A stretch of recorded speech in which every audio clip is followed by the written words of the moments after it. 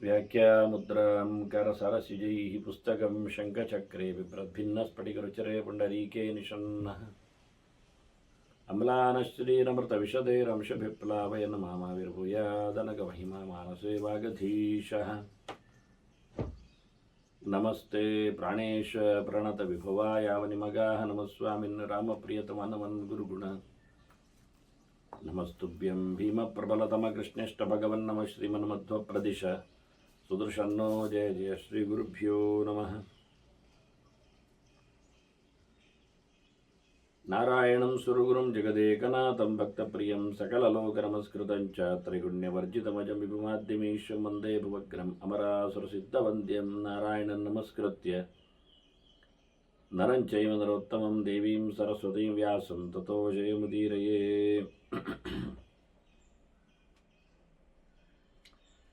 ವೇದವ್ಯಾಸುರ ಮಹಾಭಾರತದ ಚಿಂತಕರಿಗೆ ವಂದನೆಗಳು. ಶಾಂತಿ ಪರ್ವದ 511ನೆಯ ಪ್ರವಚನ. ಅದಾಗಲೇ ಬ್ರಹ್ಮನ ಸೃಷ್ಟಿ ಅನಿಸಿಕೊಂಡ ವೇದಗಳ ಅಪಹಾರವನ್ನು ಮಧುಕೈಟಭರು ಮಾಡಿ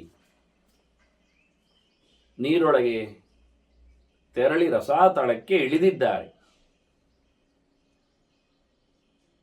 ಬ್ರಹ್ಮನ ಪ್ರಾರ್ಥನೆಯಿಂದ ಭಗವಂತ ಹಯಗ್ರೀವ ರೂಪದಲ್ಲಿ ತೆರಳಿದ್ದಾನೆ. ನೆಲದಡಿಯಲ್ಲಿ ಬಹಳ ಸುಂದರವಾಗಿ ಪ್ರಣವದ ನಾದ ಎಬ್ಬಿಸಿದ್ದಾನೆ. ಹಾಗಾದರೆ ಕುದುರೆಯ ಕೆನೆತ ಎನ್ನುವುದು, ಅದರ ಕೂಗಿ ಎನ್ನುವುದು ಬಹಳ ಸುಂದರವಾದ ಒಂದು ಶ್ರುತಿಗೆ ಬದ್ಧವಾದಂತಹ ಲಯ ಮಾಧುರ್ಯದಿಂದ ಕೂಡಿದ ಶಬ್ದ ಎನ್ನುವುದು ಅರ್ಥ ಆಗ್ತದೆ. ಹಾಗಾಗಿ ಬಹಳ ಸುಂದರವಾಗಿ ಆ ಸದ್ದು ಒಳಗೆ ವಿಶಿಷ್ಟವಾದ ರೀತಿಯಲ್ಲಿ ಬಹಳ ಸುಂದರವಾಗಿ ಅದು ಪಸರಿಸಿತು. ನೀರೊಳಗೆ ಕೂಗಬೇಕು, ಕೂಗಿದ್ದು ಕೇಳಬೇಕು. ಹೀಗಾಗಿ ಮಧುಕೈಟಭರು ಒಮ್ಮೆಲೆ ಅದನ್ನು ಗ್ರಹಿಸಿದ್ರು. ಏನೋ ವಿಚಿತ್ರ ಆಗಿದೆ ಅವರಿಗೆ, ಏನೋ ಒಂದು ಜಂತುವಿನ ಸದ್ದು ಅದು ಎನ್ನುವುದು ಅರ್ಥ ಆಗಿದೆ ಅಂತ ಕಾಣುತ್ತೆ. ಅವರೇನು ನೋಡಬೇಕು ಅಂತ ಹೇಳಿ ಅವರು ಹೊರಟರು. ತತಸ್ಥೌ ಅಸುರೌ ಕೃತ್ವ ವೇದಾನ್ ಸಮಯ ಬಂಧನಾನ್ ರಸಾತಲೆ ವಿನಿಕ್ಷಿಪ್ಯ ಯತಃಶಬ್ದ ತಥೋ ಧೃತೌ. ಶಬ್ದ ಬಂದೆಡೆಗೆ ಧಾವಿಸಿದ್ರು. ಆದರೆ ಕೈಯಲ್ಲಿ ವೇದಗಳಿವೆ. ಅದನ್ನು ಮತ್ತಲ್ಲಿ ಒಂದು ಕಡೆಯಲ್ಲಿ ಅವಿತಿಟ್ಟು ರಸಾತಳದಲ್ಲಿಯೇ ಅದಕ್ಕೊಂದು ಚೌಕಟ್ಟು ಕಟ್ಟಿಯಲ್ಲ, ಅದು ಎಲ್ಲಿ ಕಳಚಿ ಹೋಗದಂತೆ ತಪ್ಪಿ ಹೋಗದಂತೆ ವೇದಾಭಿಮಾನಿಯನ್ನೆಲ್ಲ ತಮ್ಮ ಬಂಧನದಲ್ಲಿ ಹಾಕಿ ಈಗ ಬರ್ತೇನೆ ಹೋದ್ರೆ ಜಾಗ್ರತೆ ಎಲ್ಲ ಜೋರೆಲ್ಲ ಮಾಡಿಕೊಂಡು ತೆರಳಿದ್ದಾರೆ. ಸದ್ದು ಬಂದೆಡೆಗೆ ಹುಡುಕಬೇಕು ಅಂತ ಹೇಳಿ ಧಾವಿಸಿದ್ದಾರೆ. ಆಗ ಏನಾಯಿತು ವಿಷಯ? ಅವರು ಬಿಟ್ಟೋದದ್ದು ಗೊತ್ತಾಗಲಿಕ್ಕೆ ಹೋಗಿ ಭಗವಂತ ತಾನೇ ಸೀದ ಹಯಗ್ರೀವ ರೂಪದಲ್ಲಿ ಬಂದ ಭಗವಂತ ಆ ವೇದಗಳನ್ನೆಲ್ಲ ಹೊತ್ತುಕೊಂಡ ತಗೊಂಡೋಗಿ ಬ್ರಹ್ಮನಿಗೆ ಕೊಟ್ಟುಬಿಟ್ಟ. ಜಗ್ರಾಹ ವೇದಾನ್ ಅಖಿಲಾನ್ ರಸಾತಳಗತೋ ಹರಿಹಿ ಪ್ರಾದಾಚ್ಯ ಬ್ರಹ್ಮಣೇ ಭೂಯಃ ತತಃ ಸ್ವಾಂ ಪ್ರಕೃತಿ ಗತಃ. ಆರಾಮವಾಗಿ ನಿದ್ದೆ ಮಾಡ್ತಾ ಕೂತ. ಅಲ್ಲಿಂದ ಎಬ್ಬಿಸಿದ್ದು ಬ್ರಹ್ಮದೇವ ಪ್ರಾರ್ಥನೆ ಮಾಡಿ. ಅಲ್ಲಿಂದ ಭಗವಂತ ಅನಿರುದ್ಧ ರೂಪದಲ್ಲಿದ್ದವ ಹಯಗ್ರೀವ ರೂಪವನ್ನು ಪಡೆದು ಬಂದ. ಕುದುರೆ ಮೋರೆಯನ್ನು ಹೊತ್ತು ತಂದ. ಎರಡು ಶಬ್ದವನ್ನು ಹೇಳ್ತಾರೆ. ಹಯಗ್ರೀವ ಶಬ್ದವನ್ನು ಹೇಳ್ತಾರೆ, ಶಿರಸ್ ಶಬ್ದವನ್ನು ಹೇಳ್ತಾರೆ. ಹಾಗಾಗಿ ಕುದುರೆ ಮೋರೆ ಅಂದರೆ ಕಾಲಿ ತಲೆ ಎಲ್ಲ ಕುತ್ತಿಗೆ ಸೇರಿ ಬಂದಿದೆ. ಕುತ್ತಿಗೆ ಸೇರಿ ಮೋರೆ ಬಂದದ್ರಿಂದ ಮೋರೆಯನ್ನು ಕರೆಯುವುದರಲ್ಲಿ ತಪ್ಪಿಲ್ಲ, ಮೋರೆ ಮಾತ್ರ ಅಂತ ಏನು ಹೇಳಲಿಲ್ಲ. ಜಾಯಿಂಟ್ ಮಾಡೋದು ಹಾಗೆ ರುಂಡ ಮುಂಡ ಅಂದಾಗ ಕುತ್ತಿಗೆ ಮೇಲಕ್ಕೆ ಸಿಕ್ಕಿಸುವ ಕ್ರಮ, ಕುತ್ತಿಗೆಯನ್ನು ಸೇರಿಸಿ ಸಿಕ್ಕಿಸುವ ಕ್ರಮ. ಹಿಂದಕ್ಕೆ ಬಂದಿದ್ದಾನೆ. ಬ್ರಹ್ಮದೇವರಿಗೆ ವೇದವನ್ನು ಕೊಟ್ಟಿದ್ದಾನೆ. ಅದರಿಂದ ಹರಿಹಿ ಅಂದದ್ದು. ವೇದ ಅಪಹಾರವನ್ನು ಮಾಡಿದ್ದನ್ನು ಮತ್ತೆ ತಂದಿದ್ದಾನೆ ಅಂತ ಆಹರತಿ. ಅದನ್ನು ಕುದುರೆಗೂ ಹರಿ ಅಂತ ಕರೀತಾರೆ. ಅನೇಕ ಅರ್ಥಗಳಲ್ಲಿ. ಇವರು ಸದ್ದು ಬಂದೆಡೆಗೆ ಧಾವಿಸಿ ಬಂದವರು, ಎಂಥದ್ದು ಕಾಣಲಿಲ್ಲ ಅವರಿಗೆ. ಹಯಗ್ರೀವನಂತೂ ಅದನ್ನು ವೇದವನ್ನು ಕೊಟ್ಟ. ಸ್ಥಾಪಯಿತ್ವ ಆಯಶಿರ ಉದಕ್ಪೂರ್ವೇ ಮಹೋದಧೌ.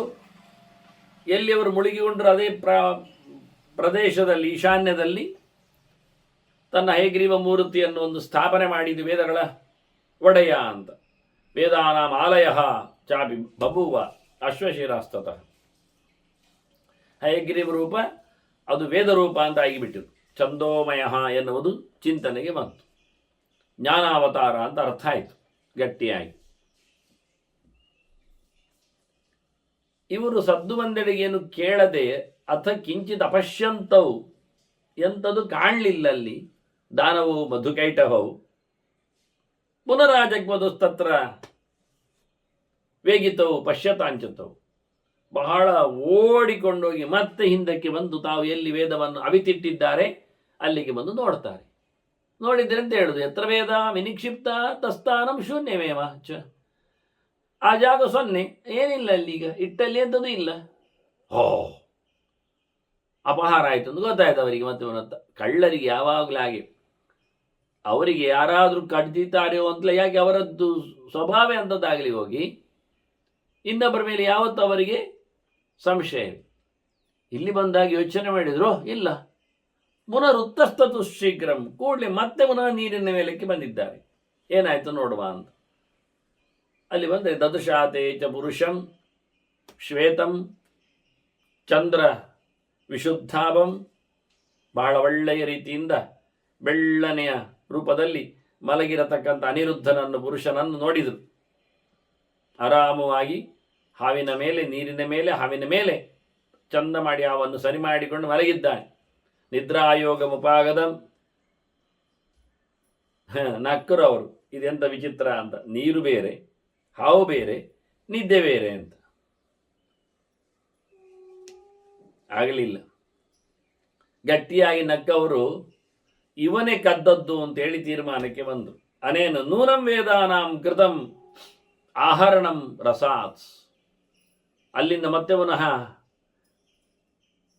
ವೇದವನ್ನು ತೆರೆದದ್ದು ಇವನೇ ಅಂತ ತಿಳ್ಕೊಂಡು, ಯಾರಿವನು, ಎಲ್ಲಿ ಅವನು, ಯಾರವನು, ಕಸ್ಯೇಷಃ ಕೋನು ಕಲ್ವೇಷಃ ಕಿಂಚಸ್ವಪಿತಿ, ಎಂತಕ್ಕೆ ಮಲಗ್ತಾನೆ, ಭೋಗವಾನ್, ಅದು ಹಾವನ್ನು ಕಟ್ಟಿಕೊಂಡೆಂತ ಮಲಗುದಿವ ಅಂತ ಹೇಳಿಕೊಂಡು ಎಬ್ಬಿಸಿದ್ರು ಅವನನ್ನು.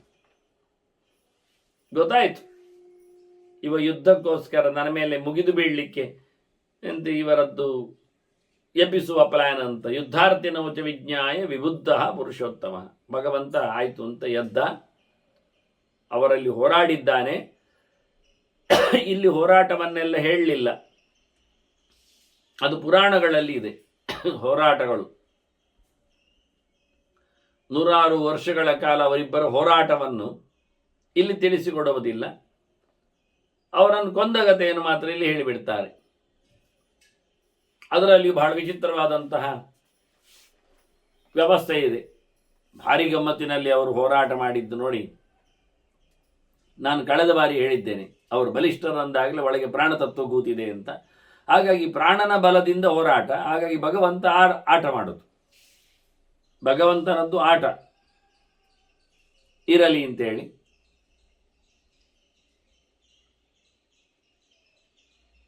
ಹಾಗಾಗಿ ದೇವರು ಹೇಳುತ್ತಾನೆ, ಚಂದ ಹೋರಾಟ ಮಾಡಿದ್ದೀರಿ, ವರ ಕೇಳಿ ಅಂತ. ಅವರಿಗೆ ಮತ್ತೆ ತಮಾಷೆ ಅನಿಸ್ತದೆ, ನಾವು ವರ ಕೇಳೋದ ಇವನ ಹತ್ರ? ಚಂದ ಹೋರಾಟ ಮಾಡಿದ್ದೀರಿ ಅಂತ ಹೇಳುತ್ತಾನೆ, ಮತ್ತೆ ನಾವು ಅವನಿಗೆ ವರ ಕೊಡಬೇಕು, ನೀನು ಕೇಳುವರ ಅಂತ ಹೇಳಿ ಅವರು ಇವನಲ್ಲಿ ನಾರಾಯಣನಲ್ಲಿ ಕೇಳಿಕೊಳ್ತಾರೆ. ಹಾಗಾಗಿ ಹಯಗ್ರೀವ ಬಹಳ ಚೆನ್ನಾಗಿ ಹೇಳುತ್ತಾನೆ, ನಿಮ್ಮಿಬ್ಬರ ತಲೆ ಕಡಿಬೇಕು ಅಂತಾನೆ. ಅದು ವರ ಕೊಡಿ ನನಗೆ ಅಂತ. ಎಂತ ಮಾಡೋದು ಈಗ? ತಲೆ ಕಡಿದು ಕೊಡಬೇಕಾಯ್ತಲ್ಲ, ತಲೆ ಕಡಿತೇನೆ ಅಂತ ಹೇಳಿದ್ದಂತ.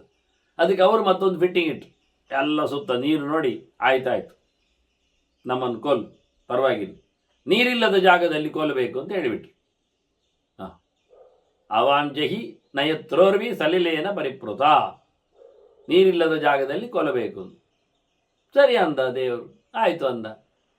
ಅಂದು ವರ ತಗೊಂಡ ಇಲ್ವಾ, ಆಯ್ತು ಹೇಳಿದ್ನ ಇಲ್ವಾ, ಅವನು ತನ್ನ ತೊಡೆಯಲ್ಲೇ ಹಾಕೊಂಡ ಕಡಿದು ಬಿಟ್ಟ ಅವನು. ಅಲ್ಲಿ ನೀರಿಲ್ಲ. ಇವುಗಳಿಗೆ ಬೋಧೆ ಇಲ್ಲ, ಯಾವತ್ತೂ ಹಾಗೆ ಕೇಳುವುದು ಇಷ್ಟರಲ್ಲೇ ಸಿಕ್ಕಿಬೀಳುತ್ತೆ. ಅಂತೂ ಈ ಕಥೆಗಳನ್ನೆಲ್ಲ ಇಲ್ಲಿ ಹೇಳಲಿಲ್ಲ.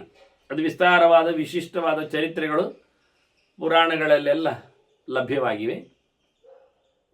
ಬಹಳ ಸುಂದರವಾಗಿ ಹಯಗ್ರೀವ ಮೂರ್ತಿಯಲ್ಲಿ ಸಂಹಾರ ಮಾಡಿದ ನೆಲೆಯಲ್ಲಿ ಭಾಗವತ ಅದನ್ನು ಗಟ್ಟಿ ಮಾಡಿದೆ. ಇಲ್ಲಿಯೂ ಸ್ಪಷ್ಟ ಆಗುವುದಿಲ್ಲ. ಮತ್ತೆ ಹೇಳಿಕೊಂಡಾಗ ಅನ್ವಯಲ್ಲಿ ಮಾಡಲಿ. ಸ್ಪಷ್ಟತೆ ಇಲ್ಲ ಅಂದರೆ ಅರ್ಥ ಆಗುವುದಿಲ್ಲಲ್ಲ, ಅರ್ಥ ಮಾಡುತ್ತದೆ, ಆಗ್ತದೆ, ಸ್ಪಷ್ಟ ಆಗುವುದಿಲ್ಲ. ಹಾಗೆ ಚತುರ್ಮುಖನಿಗೆ ಒಳಿತಾಗಲಿ ಅನ್ನೋ ನೆಲೆಯಲ್ಲಿ, ಅವನ ಸಂಕಟ ಪರಿಹಾರ ಆಗಲಿ ಅನ್ನೋ ಚಿಂತನೆಯಲ್ಲಿ, ಮತ್ತೆ ವೇದ ನೆಲೆಗೊಳ್ಳಲಿ ಅಂತ ಹೇಳಿಕೊಂಡು ಅವರ ಸಂಹಾರ ಮಾಡಿ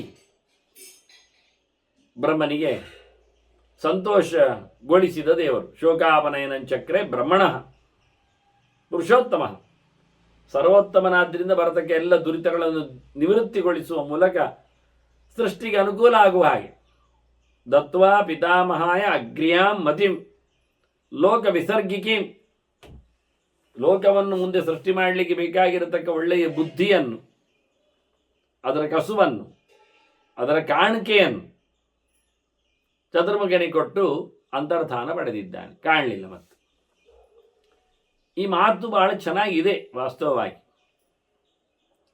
ಇಲ್ಲಿ ಚತುರ್ಮುಖನು ಹಯಗ್ರೀವನನ್ನು ಕರೆದಿದ್ದಾನೆ ತಪಸ್ಸು ಮಾಡುತ್ತಾ. ತಪಸ್ಸಿನಲ್ಲಿ ಹಯಗ್ರೀವನಿಗೆ ಕಂಡಿದ್ದಾನೆ. ಹಾಗಾಗಿ ಮತ್ತೆ ಮತ್ತೆ ಭಗವಂತ ಈ ಮಾತಿಗೆ ಉತ್ತರ ಕೊನೆ ಕೊಡ್ತಾರವರು ಕೂಡಲೇ. ದೇವರು ಯಾವಾಗ ಎಲ್ಲ ಬರಬೇಕು ಅಂತ ಅನಿಸ್ತಾನೆ ಆವಾಗೆಲ್ಲ ಕಾಣಿಸಿಕೊಳ್ಳುತ್ತಾನೆ ಅಂತ. ಚತುರ್ಮುಖ ಮಾಡಿದ ತಪಸ್ಸಿಗೂ ಮೆಚ್ಚುಗೆ ಆಗಲಿಕ್ಕೆ ಬಂದು ಶುದ್ಧವಾದ ಬಿಳಿಯ ರೂಪದಲ್ಲಿ ಇದೇ ಹಯಗ್ರೀವ ಕಾಣಿಸಿಕೊಂಡಿದ್ದಾನೆ. ದೇವರು ಬಿಳಿ ಕುದುರೆಯ ರೂಪದಲ್ಲಿ ಇರುವವನು. ಕುದುರೆ ಅಲ್ಲ, ಕುದುರೆ ಮೋರೆ. ಯಾಮ್ಯಾಮ್ ಇಚ್ಛೇತ ತನುಂದೇವ ಕರ್ತುಂ ಕಾರ್ಯವಿಧು ಕ್ವಚಿತ್. ಎಲ್ಲಿಯಾದರೂ ಏನಾದರೂ ಯಾರದ್ದಾದರೂ ಭಕ್ತರ ಕೆಲಸ ಉಂಟು ಅಂತಾದರೆ ದೇವರು ಅದಕ್ಕೆ ಅನುಗುಣವಾದಂಥ ಶರೀರವನ್ನು ಪಡಿತಾನೆ. ತಾಂ ಕುರಿಯಾದ ವಿಕುರ್ವಾಣ, ಬಹಳ ಬಗೆಯಿಂದ ಮಾಡಲಿಕ್ಕೆ ಅವನಿಗೆ ಬರ್ತದೆ.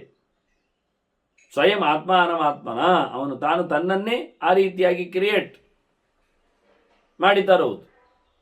ಭಗವಂತನ ಸೃಷ್ಟಿ ಎನ್ನುವುದು ಭಗವಂತನಿಂದಲೇ ಆಗುವುದು. ಆದರೂ ಅದೊಂದು ವಿಚಿತ್ರ ಮಾತ್ರ. ಅದಕ್ಕೆ ಯಾವುದೇ ರೀತಿಯಾದ ಭೌತ ಪದಾರ್ಥಗಳು ಅನ್ವಯ ಆಗುವುದಿಲ್ಲ. ಜಡ ಪ್ರಕ್ರಿಯೆ ಅಲ್ಲ ಅದು, ದೇಹ ಸೃಷ್ಟಿ ಅಲ್ಲ ಅದು. ಜೆರಾಕ್ಸ್ ಮಾಡಿದಾಗೆ ಡುಪ್ಲಿಕೇಟ್ ಇನ್ನೊಂದು. ಆದರೆ ಅದು ಒರಿಜಿನಲ್ ಡುಪ್ಲಿಕೇಟ್. ಆದರೂ ಅದರಲ್ಲಿ ವಾಟರ್ ಮಾರ್ಕ್ ಇರ್ತದೆ, ಎಲ್ಲ ಇರ್ತದೆ. ಅಂದರೆ ಶ್ರೀವತ್ಸ ಇರ್ತದೆ, ಸಮಾನವಾದಂಥ ರೂಪ ವಿಶೇಷಗಳು. ಇದು ಯಾರಿಗೂ ಬರುವುದಿಲ್ಲ. ಬರುವುದಾದರೆ ಪ್ರಾಣನಿಗೊಂದು ಬರ್ತದೆ. ಆ ಪವರ್ ಇದೆ. ಸಮಾನವಾದದ್ದನ್ನು ಮತ್ತೊಂದನ್ನವ ತನ್ನನ್ನೇ ಮೂರ್ತಿಗೊಳಿಸಲಿಕ್ಕೆ ಬರ್ತದೆ ಅವನಿಗೆ. ಆದರೆ ಮಾಡುವುದಿಲ್ಲ. ಮಾಡಿದ್ದಾನೆ ಅಂತಲ್ಲ, ಮಾಡುವುದಿಲ್ಲ ಅಷ್ಟೆ. ರಮೆಗೂ ಆಗ್ತದೆ. ರಮೆ ಮಾಡಿದ್ದಾನೆ, ಭಗವಂತ ಮಾಡಿದ ಹಾಗೆ. ಭಗವಂತ ಎಷ್ಟೆಲ್ಲ ನಾಟಕ ಮಾಡಿಕೊಂಡು ಎಷ್ಟೆಲ್ಲ ರೂಪಗಳನ್ನು ಪಡಿತಾಳೋ, ತಾಂ ಕರೋತಿ, ಅವಳು ಸಹ ಅದೇ ರೀತಿಯಾಗಿ ವಿಶಿಷ್ಟವಾದ ದೇಹ ಬಣ್ಣಗಳನ್ನೆಲ್ಲ ಅವಳು ಮಾಡಿಕೊಳ್ತಾಳೆ. ಅದು ಎಲ್ಲವೂ ಅಪರಾಕೃತವೇ, ಸಮಾನವೇ, ಒಂದು ನಿನಿತು ವ್ಯತ್ಯಾಸ ಇಲ್ಲ. ನಮಗೆ ಕಾಣದೇ ಇರಬಹುದು. ಆದರೆ ಹನುಮಂತನ ಯುಗಕ್ಕೆ ಬಂದಾಗ ವ್ಯತ್ಯಾಸ ಉಂಟು ಅಂತೇಳಿ ಭೀಮನಿಗೆ ಹೇಳಿಬಿಡ್ತಾನೆ. ನನ್ನದು ನಿನ್ನದು ಒಂದೇ ಆಗಿದ್ದರೂ ಯುಗಕ್ಕೆ ಅನುಗುಣವಾದಂತಹ ನಮ್ಮದು ಯೋಗ್ಯತೆ ಪ್ರಮಾಣ ಎಲ್ಲ ಇರಲಾಗಿ ನೀನು ಹೀಗೆ ನಾನು ಹಾಗೆ ಅಂತಾನೆ. ಆದರೆ ಅವನಿಗೆ ಹಾಗೆ ಹೀಗೆ ಅಲ್ಲ, ಹೀಗೇ ಆಗಲಿಕ್ಕೆ ಬರ್ತದೆ, ಬರೋದಿಲ್ಲ ಅಂತಲ್ಲ. ಆದರೆ ಒಂದು ಯುಗದ ಚೌಕಟ್ಟನ್ನು ಇಟ್ಟುಕೊಂಡ. ದೇವರು ಕಾಲವನ್ನು ಮಾತಾಡಿಸುವುದಿಲ್ಲ. ಹಾಗಾಗಿ ನೇಹ ನಾನಾಸ್ತಿ ಕಿಂಚನ ಎನ್ನುವುದು ಭಗವಂತನಲ್ಲಿ ಬಹಳ ಅದ್ಭುತವಾದದ್ದು. ಹಾಗೆ ದೇವರು ಹಯಗ್ರೀವ ರೂಪವನ್ನು ಮತ್ತೆ ಮತ್ತೆ ಪಡೆದಿದ್ದಾನೆ. ಕೂರ್ಮದ ಹಾಗೆ ಅನೇಕ ಬಾರಿ ಸಮುದ್ರ ಮಥನಾಗಿದೆ. ಹಾಗೆ ಯಥಾ ಪ್ರಕಾರ ಒಂದೇ ಬಗೆಯಂತೆಯೇ ಮಂದರ ಮುಳುಗುತ್ತದೆ. ಕೂರ್ಮ ಎದ್ದಿಳಿತಾನೆ. ಹಾಗೆ ಬಹಳ ಬಾರಿ ಅಮೃತಮತನಾಗಿದ್ದರೆ ವಿಷವು ಬಹಳ ಬಾರಿ, ಹೌದು ವಿಷವು ಬಹಳ ಬಾರಿ ಹುಟ್ಟಿದೆ, ವಿಷ ಕುಡಿದವರು ಬಂದಿದ್ದಾರೆ, ಎಲ್ಲ ಸರಿಯೇ. ಅದರಂತೆ ಇಲ್ಲಿ ಚತುರ್ಮುಖನು ತನ್ನ ಚಿಂತನೆಯಲ್ಲಿ ಭಗವಂತನನ್ನು ಕಾಣ್ತಿದ್ದ. ಹಯಗ್ರೀವ ರೂಪವನ್ನು ಅವನು ಭಗವಂತನಿಂದಾಗಿ ನೋಡಿಬಿಟ್ಟಿದ್ದಾನೆ. ಇನ್ನೊಮ್ಮೆ ವೇದಾಪಹಾರ ಆಗಿದಾಗ ಆ ದೈತ್ಯನನ್ನು ಮಧುಕೈಟಭರನ್ನು ಮುಗಿಸಲೋಸುಗ ಹಯಗ್ರೀವ ರೂಪವನ್ನು ಮತ್ತೆ ತಾಳಿದದ್ದುಂಟವ. ಇನ್ನೊಂದು ಉದ್ದೇಶಕ್ಕೆ ಅವನು ತಾಳಿದಿದ್ದಾನೆ ಎನ್ನುವುದನ್ನು ನಾವು ಕಳೆದ ಬಾರಿ ಕೇಳಿದ್ದೇವೆ. ಅವ ಋಷಿಯಾಗಿ ಬಂದಿದ್ದ ಅಂತ ಹೇಳಿಕೊಳ್ಳುವಲ್ಲಿ ಅದು ಮತ್ತೆ ಅದೇ ರೀತಿಯಾಗಿ ಹಯಗ್ರೀವದ ರೂಪದಲ್ಲಿ ಬಂದದ್ದು. ಮುಂಜೆ ಚತುರ್ಮುಖ ತನಗೆ ಒಳ್ಳೆ ಸಾಮರ್ಥ್ಯ ಕೊಟ್ಟದ್ದಕ್ಕೆ ನಿರ್ಮಮೇಶ ತದಾ ಲೋಕಾನ್ ಕೃಷ್ಣಾನ್ ಸ್ಥಾವರ ಜಂಗಮಾನ್ ಬಹು ಪ್ರಕಾರದ ಸೃಷ್ಟಿಯನ್ನು ಮುಂದುವರಿಸಿದ. ನಾವು ಕೇಳಿದ್ದೇವೆ ಎಷ್ಟೋ ಬಾರಿ ಚತುರ್ಮುಖರಿಂದ ಆಗುವ ಸೃಷ್ಟಿಯ ಕಥೆ ಹೇಗೆ ಅಂತ. ಎಲ್ಲವನ್ನು ತಂದಿದ್ದಾನವನು ಚತುರ್ಮುಖ. ಹೀಗೆ ಈ ಒಡಮಾಮುಖನ ಚರಿತ್ರೆಯನ್ನು ಕೇಳುವವ ಅವನು ಸಹ ಅನೇಕ ವಿಷಯಗಳಲ್ಲಿ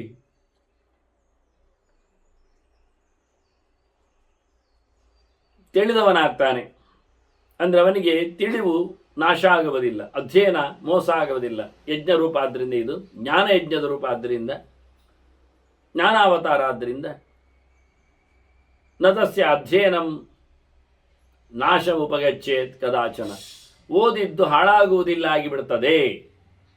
ಹಯಗ್ರೀವನು ಉಪಾಸನೆ ಮಾಡುವವರು ಈ ಕತೆ ಕೇಳಿದವನಿಗೆ ಅಂಥೇಳಿ, ತಿಳಿದವನಿಗೆ, ಕೇಳಿದವನಿಗೆ, ಚಿಂತನೆ ಮಾಡಿದವನಿಗೆ ಜ್ಞಾನ ಲಾಭವನ್ನು, ಜ್ಞಾನ ಲಾಭಕ್ಕಿಂತ ಮಹತ್ತರವಾದ ಲಾಭ ಜ್ಞಾನ ನಷ್ಟ ಆಗದೇ ಇರುವುದು, ಅದು ವಿಶೇಷ.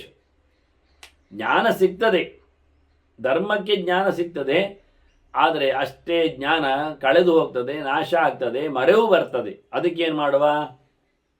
ಮರೆವು ಬರಲಿಕ್ಕೆ ಹೋಗಿ ಹೆಚ್ಚಿನವರೆಲ್ಲ ಜ್ಞಾನದ ಲಾಭಕ್ಕೆ ಬರುವುದೇ ಇಲ್ಲ. ಎಂಥದ್ದು ಮರೆಯುವುದೇ, ಮತ್ತೆ ಕೇಳಿ ಎಂಥ ಪ್ರಯೋಜನ, ಬೇಡ ಅಂತೇಳಿ. ಯಾಕೆ ಅಷ್ಟು ಹೊತ್ತು 1 ಗಂಟೆಯಲ್ಲಿ ಬೇರೆ ಎಂತಾದರೂ ಮಾಡ್ಬೋದಲ್ಲ ಕೆಲಸ ಹೇಳಿಕೊಂಡು ಸುಮ್ಮನೆ ಯಾರು ಕೇಳ್ತಾರೆ ಹೇಳಿ, ಕೇಳುವುದನ್ನೇ ಬಿಟ್ಟಿದ್ದಾರೆ. ಎಂತೂ ಮರೆತು ಹೋಗುವುದಾದರೆ ಕೇಳುವುದು ಯಾಕೆ ಅಂತ. ಹಾಗಾದರೆ ಹೇಗೂ ಮಲವಾಗಿ ಹೋಗುವುದಾದರೆ ತಿಂದು ಹಾಳು ಮಾಡುವುದು ಯಾಕೆ? ಊಟ ಯಾಕೆ ಮಾಡಬೇಕು? ಅದು ಯೋಚನೆ ಮಾಡಬೇಕು. ಅದು ನಾವು ಊಟ ಮಾಡದಿದ್ದರೆ ಸಾಯ್ತೇವೆ. ಹಾಗಾದರೆ ಓದದಿದ್ದರೂ ಹಾಗೆ, ನೀವೇನು ಬದುಕುವುದಿಲ್ಲ, ಸಾಯ್ತೀರಿ, ಹೋಗಿ ಸಾಯಿರಿ ಅಷ್ಟೇ. ಯಾಕೆ ಬದುಕಬೇಕು? ಎಲ್ಲಿ ಬದುಕಿರಬೇಕು? ಸ್ವರ್ಗಾದಿಗಳು ಸಿಗುವುದಿಲ್ಲ, ಇನ್ನೇನಿದ್ರು ನರಕಾದಿಗಳು ಮಾತ್ರ. ಪ್ರಯೋಜನ ಏನಾಗ್ತದೆ? ಅದನ್ನು ತಪ್ಪಿಸ್ಲಿಕ್ಕೋಸ್ಕರ ಆದರೂ ಓದ್ಬೋದಲ್ಲ. ಅದನ್ನು ಇವರು ಹೇಳಿತ್ತು, ಅಧ್ಯಯನದ ನಾಶ ಆಗುವುದಿಲ್ಲ ಹಯಗ್ರೀವನ ಚಿಂತನೆಯಲ್ಲಿ ಅಂತ. ಏಷ ವೇದ ನಿಧಿ ಶ್ರೀಮಾನ್ ಏಷ ವೈ ತಪಸೋ ನಿಧಿ. ಭಗವಂತ ಬಹಳ ಅದ್ಭುತನಾದವ. ಅವನು ಸಮಗ್ರ ವೇದದ ನಿಧಿಯವ, ಜ್ಞಾನದ ಸೋರ್ಸ್. ಅದನ್ನು ಪಡಿಬೇಕಾದರೆ ಸಾಧನೆಯ ನಿಧಿ ಹೌದು, ತಪಸಾ ನಿಧಿ. ತಪಸ್ಸು ಅಂದರೆ 2-3 ಪ್ರಕಾರದಲ್ಲಿ ಉಂಟು. ಒಂದು ಚಿಂತನೆ ಅಂತ ಆಯ್ತಲ್ಲ, ಅಧ್ಯಯನ, ಆಲೋಚನೆ ಅಂತ. ಇನ್ನೊಂದು ತಪಸ್ಸು ಅಂದಾಗ ಅದು ಕೈಂಕರ್ಯ, ಸಾಧನೆ, ಬಾಕ್ಯದಲ್ಲಿ ಅದು ತ್ರಿಕರಣಪೂರ್ವಕವಾಗಿರುತ್ತದೆ ಸಾಧನೆ, ಮಾನಸಿಕವಾಗಿ, ವಾಚಿಕವಾಗಿ, ಕಾಯಿಕವಾಗಿ ಅಂತ. ಅದರಲ್ಲಿ ಮಾನಸಿಕವಾದದ್ದನ್ನು ನೀವು ಆಗ ಹೇಳಿದ ತಪಸ್ಸು ಒಂದು ಅರ್ಥ ಮಾಡಿಕೊಳ್ಳಿ, ಆಲೋಚನೆ ಅಂತೇಳಿ. ಆದರೆ ಮತ್ತೆರಡು ಉಂಟಲ್ಲ, ಕಾಯಿಕವಾದದ್ದು, ವಾಚಿಕವಾದದ್ದು, ಓದುವುದು, ದೇವರ ಸೇವೆಯನ್ನೆಲ್ಲ ಮಾಡುವುದು. ಇನ್ನೂ ತಪಸ್ಸಿನಲ್ಲಿ ಮತ್ತೆ 3 ಪ್ರಕಾರವನ್ನು, ಸಾತ್ವಿಕ, ರಾಜಸ, ತಾಮಸವನ್ನು ಹೇಳ್ತಾರೆ. ಆ 3 ಪ್ರಕಾರಗಳು ತ್ರಿಕರಣದಲ್ಲಿ ಆಗ್ತದೆ, ಮನಸ್ಸಿನಲ್ಲಿ ಹಾಗೆ ಬಂದಾಗ ಹೀಗೆ ಅಂತ. ಹಾಗಾಗಿ ಬಹಳ ದೊಡ್ಡ ಸಂಗತಿಯಾಗಿ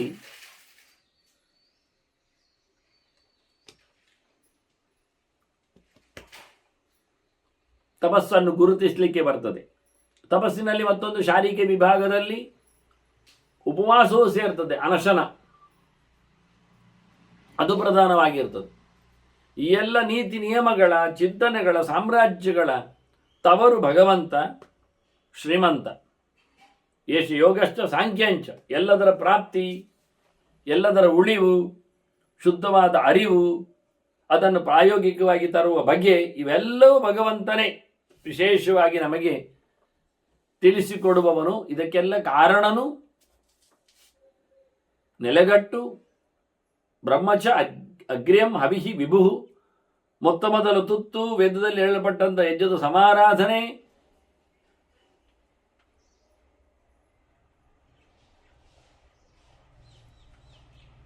ಪರಮಮುಖ್ಯ ವೃತ್ತಿಯಿಂದ ವೇದ ವಾಚ್ಯನಾಗಿ ಆ ವೇದದಿಂದ ಪ್ರಾಯೋಗಿಕವಾಗಿ ಯಾಜ್ಞಿಕವಾದ ಮುಖದಲ್ಲಿ ನಡೆಸಿಕೊಟ್ಟಾಗ ಅದರ ಸ್ವೀಕರಿಸುವ ಹವಿಸ್ಸು, ಆಹುತಿ ದೇವರು. ಇದೆಲ್ಲ ಹೇಗೆ ಸಾಧ್ಯ ಅಂದರೆ ಅದವನ ಪವರ್. ಅವರವರ ಆಯಾ ಕರ್ಮಗಳಿಂದ ಅವರೆಲ್ಲವನ್ನು ಸಹ ಪಡೆದುಕೊಳ್ಳುವ ಏಕೈಕ ಯೋಗ್ಯತೆ ಉಳ್ಳವ, ಅತ್ಯಂತ ಎತ್ತರದವ ಭಗವಂತನಿದ್ದಾನೆ. ನಾರಾಯಣ ಪರಾ ವೇದಾ ಯಜ್ಞಾ ನಾರಾಯಣಾತ್ಮಕ. ನಾರಾಯಣನನ್ನೇ ಉತ್ತಮವನ್ನಾಗಿ, ಪರನನ್ನಾಗಿ, ಸರ್ವೋತ್ತಮನನ್ನಾಗಿ, ತುಂಬಿದವನನ್ನಾಗಿ ಎಲ್ಲ ವೇದಗಳ ತಾತ್ಪರ್ಯ. ವೇದೇ ರಾಮಾಯಣೇ ಚೈವ ಪುರಾಣೇ ಭಾರತೆ ತಥಾ ಆದೌ ಅಂತೆ ಚ ಮಧ್ಯೆ ಚ ವಿಷ್ಣು ಸರ್ವತ್ರ ಗೀಯತೆ ಅಂತ ಹೇಳಿ ಸಕಲ ಶಾಸ್ತ್ರಗಳಲ್ಲಿಯೂ ಎಲ್ಲಿ ನೋಡಿದರಲ್ಲಿ ಕೂಲಂಕುಷವಾಗಿ ಅರ್ಥ ಮಾಡಿಕೊಂಡಲ್ಲಿ ಅದರ ತಾತ್ಪರ್ಯ ಭಗವಂತನ ಎತ್ತರವನ್ನು ವಿಸ್ತರಿಸುವಲ್ಲಿದೆ. ಎಲ್ಲರಿಗೂ ಕಾಣ್ತದೆ ಅಂತ ಇಲ್ಲ, ಇದು ಕಾಣುವವರಿಗೆ ಕಾಣ್ತದೆ, ಪ್ರಯತ್ನ ಪಟ್ಟವರಿಗೆ ಕಾಣ್ತದೆ, ಬಿಗುಮಾನ ಬಿಟ್ಟವರಿಗೆ ಕಾಣ್ತದೆ. ವಿಶೇಷ ಅಷ್ಟೇ, ಅಧ್ಯಯನಶೀಲರಷ್ಟೇ ಕಂಡು ಬರಬಹುದಾದ ಹೆಚ್ಚಿನವರಿಗೆಲ್ಲ ಕೃತಿಗಳೇ ಮುಖ್ಯ ಅಲ್ಲ ಆಗಿಬಿಟ್ಟಿದೆ. ನಾನು ಹೇಳ ಹೊರಡುವುದು ವೇದ ತಾತ್ಪರ್ಯ ಭಗವಂತ ಎನ್ನುವ ವಿಷಯದಲ್ಲಿ ಒಂದು ಚೂರು ಸಂಶಯ ಇಲ್ಲ. ನಮಗೆ ಕೈಗೆ ಸಿಗುವ ವೇದಗಳೇ ಕಡಿಮೆ, ಅದನ್ನು ಅರ್ಥ ಮಾಡಿಕೊಳ್ಳುವುದು ಇನ್ನಷ್ಟು ಕಡಿಮೆ ಜನ. ಅದರಲ್ಲಿ ಮುಖ್ಯಾರ್ಥವನ್ನು ಹುಡುಕುವುದು ಅಂದ್ರೆ ಏನರ್ಥ? ಎಲ್ಲ ಶಬ್ದಗಳು ದೇವರನ್ನು ಹೇಳುವಾಗ ಮುಗಿದೋಯ್ತು, ನಿಮಗೆ ಎಂತ ಮಾಡಲಿಕ್ಕೆ ಆಗುವುದಿಲ್ಲ. ಸರ್ವೇ ಘೋಷಾಹ ಸರ್ವೇ ವೇದಾ ಏಕೈವ ವ್ಯಾಹೃತಿ ಪ್ರಾಣರ್ಜೈತ್ಯ ವಿದ್ಯಾ, ಅದೊಂದು ಐತರೇಯದ ಅಭಿಪ್ರಾಯ. ಯಾವ ಐತರೇಯ ಸಂಹಿತೆ ವೇದವನ್ನು ಉಲ್ಲೇಖ ಮಾಡಿಕೊಂಡಿತೋ ಕೊಟ್ಟಿತೋ ಅದುವೇ ಅದರ ಅರ್ಥದೆಡೆಗೆ ಸಾಧ್ಯತೆಯನ್ನು ಹೇಳಿಬಿಟ್ಟಿದೆ. ಎಲ್ಲ ಶಬ್ದಗಳು ದೇವರ ಗುಣವನ್ನು ಹೇಳುತ್ತದೆ, ಇತರರು ಯಾರನ್ನು ಹೇಳುವುದೂ ಇಲ್ಲ, ಇತರನ್ನು ಹೇಳಲಿಕ್ಕೆ ಬರುವುದೂ ಇಲ್ಲ. ಅದಕ್ಕೆ ಯಾಕೆ ಅಂದರೆ ವೇದಗಳು ನಿತ್ಯವಾಗಿರ್ತದೆ, ಅದು ಶಬ್ದ ಸ್ವರೂಪವೇ. ಆದ್ದರಿಂದ ಆದರೆ ಇವರೆಲ್ಲ ನಿತ್ಯರ, ನೀವು ಹೇಳಲಿಕ್ಕೆ ಹೊರಟವರೆಲ್ಲ ಯಾರೂ ಅಲ್ಲ, ಅವರೆಲ್ಲ ಶಾಶ್ವತರಲ್ಲ. ಅವರವರವರ ಸಾಧನೆ ಮುಗಿದ ತಕ್ಷಣ ಅವರವರ ಲೋಕಕ್ಕೆ ಅವರು ತೆರಳುತ್ತಾರೆ. ಮತ್ತೆ ಪ್ರಳಯದಲ್ಲಿ ಅವರ ಅಸ್ತಿತ್ವವೇ ಇಲ್ಲ, ಸ್ವತಂತ್ರವಾಗಿ ಯಾರೂ ನಮಗೆ ಸಿಗುವುದಿಲ್ಲ. ಮತ್ತೆ ವೇದ ಉಂಟಲ್ಲ, ಉಂಟು. ಉಳಿದಿದ್ದು ಹೇಗೆ? ಮಹಾಲಕ್ಷ್ಮಿ ಹೇಳ್ತಾ ಇರ್ತಾಳೆ, ಅವಳು ವೇದಕ್ಕೆ ಅಭಿಮಾನಿ. ಹಾಗಾದರೆ ಲಕ್ಷ್ಮಿ ಹೇಳ್ತಾ ಇರುವಾಗ ವೇದಕ್ಕೆ ಅರ್ಥ ಯಾರು? ಅರ್ಥ ಏನು? ಸಮಗ್ರ ಜಗತ್ತೇ ಇಲ್ಲ, ಆಗ ನಷ್ಟ. ಆಗ ಭಗವಂತನ ಅರ್ಥ. ಆ ಪದಗಳಿಗೆಲ್ಲ ಮುಖ್ಯವಾದ ಅರ್ಥ ಭಗವಂತ ಆಗಿರ್ತಾನೆ. ಅದನ್ನು ಕಾಣುವವಳು, ಕಂಡುಕೊಂಡವಳು ಲಕ್ಷ್ಮಿ ಇರ್ತಾಳೆ. ಲಕ್ಷ್ಮಿ ತೀರಾ ಕಳಪೆಯಾದ ಸೆಕೆಂಡರಿ ಮೀನಿಂಗ್ಸ್ಗಳ ಬಗ್ಗೆ ಅವಳು ತಲೆ ಓಡಿಸುವುದಿಲ್ಲ. ಆದ್ದರಿಂದ ವೇದ ಪುರುಷನ ಬಗ್ಗೆ ಹೇಳ ಹೊರಟ ವೇದದ ಒಂದು ದೃಷ್ಟಿಯಿಂದ ಮಿಸ್ಟಿಕ್ ಲ್ಯಾಂಗ್ವೇಜ್, ಕೋಲ್ಡ್ ಲ್ಯಾಂಗ್ವೇಜ್, ಪರಿಚಯಾತ್ಮಕ ಸಾಂಕೇತಿಕವಾದ ಲಕ್ಷಣ. ಚತ್ವಾರಿ ಶೃಂಗ ತ್ರಯೋಸ್ಯ ಪಾದ ದ್ವೇ ಶೀರ್ಷೆ ಅಂತ 2 ತಲೆ. ವೇದಕ್ಕೆ 2 ತಲೆ ಯಾಕೆ ಕೇಳಿದರೆ, ಒಂದು ತಲೆ ಸರ್ವೋಚ್ಚನಾದ ಪರಮಾತ್ಮನ ಅರ್ಥವನ್ನು ಹೇಳ್ತದೆ ಅಂತ, ಇನ್ನೊಂದು ತಲೆ ಭಗವಂತನನ್ನು ಬಿಟ್ಟು ಇನ್ನೊಂದು ಅರ್ಥವನ್ನು ತಿಳಿಸ್ತದೆ ಅಂತ. ಭಗವಂತನ ಬಿಟ್ಟು ಇನ್ನೊಂದು ಅರ್ಥವೂ ಅದಕ್ಕೆ ಇಲ್ಲ ಅಂತ ಅನ್ನೋದು ಉಂಟೆ. ಭಗವಂತನನ್ನು ಬಿಟ್ಟು ಇನ್ನೆಷ್ಟೇ ಅರ್ಥಗಳಿರಲಿ ಅದು ಮುಖ್ಯ ಅಲ್ಲ, ಅಮುಖ್ಯ. ಭಗವಂತ ಮುಖ್ಯ ಅರ್ಥ ಅದಕ್ಕೆ. ಯಾಕೆಂದ್ರೆ ಅವನು ಸರ್ವಕಾಲದಲ್ಲಿ ವಾಚ್ಯನಾಗ್ತಾನೆ. ಇಲ್ಲಾದರೆ ನೀವು ಇತರ ಅರ್ಥಗಳನ್ನು ಮುಖ್ಯ ಹೇಳಿಬಿಟ್ರೆ ಆ ವೇದಕ್ಕೆ ಪ್ರಳಯದಲ್ಲಿ ಅಸ್ತಿತ್ವ ಹೇಳಲಿಕ್ಕೆ ಆಗುವುದಿಲ್ಲ, ಅದು ನಾಶ ಆಗ್ತದೆ.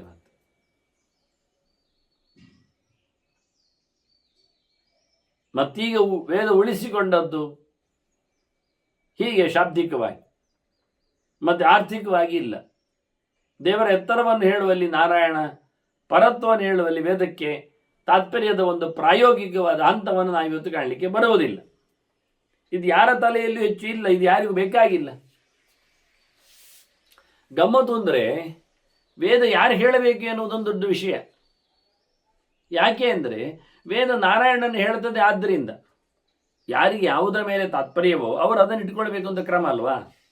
ಆದ್ದರಿಂದಲೇ ವೇದ ಓದುವಾಗ ಶ್ರೀ ಗುರುಭ್ಯೋ ನಮಃ ಅಂತ ಹೇಳಿದ ಬಳಿಕ ಹರಿ ಓ ಅಂತಾರೆ. ಇದು ನಿಯಮವು ಹೀಗೆ ಹೇಳಬೇಕು ಅಂತ. ಹರಿಶಬ್ದವನ್ನು ಹೇಳಿ, ಪ್ರಣವವನ್ನು ಹೇಳಿ, ಪ್ರಣವದ ಮಾತ್ರೆಗಳನ್ನು ತಿಳಿಸಿ, ಹೀಗೆ ಉಚ್ಚಾರಣೆ ಮಾಡಿ ಶುರು ಮಾಡಿ, ಯಾವಾಗಲಾದರೂ ಶುರುವಾಗುವಾಗ ಹೀಗೆ ಮಾಡಿ, ಮತ್ತೆ ನಿಲ್ಲಿಸುವುದು ಹಾಗೆ ಹರಿ ಓ ಮೇಳಿ ನಿಲ್ಲಿಸಲಿಕ್ಕೆ. ಹೇಳುವಲ್ಲಿಯೂ ಟೋನ್ ಇದೆ, ನಿಲ್ಲಿಸಿದ್ದು ಅಂತ ಗೊತ್ತಾಗ್ತದೆ. ಮುಗಿತಾಯ, ಆರಂಭ ಮತ್ತು ಮುಗಿತಾಯದಲ್ಲಿ ಹರಿಶಬ್ದ ಮತ್ತು ಓಂಕಾರ ಬರಬೇಕು. ಇದು ಮಧ್ಯದಲ್ಲಿ ಎದ್ದೋದ್ರು, ಚೂರು ಬಿಟ್ಟೋದ್ರು, ಅಖಂಡವಾಗಿದ್ರು ಎಲ್ಲ ಒಂದೇ ನಮನಿ.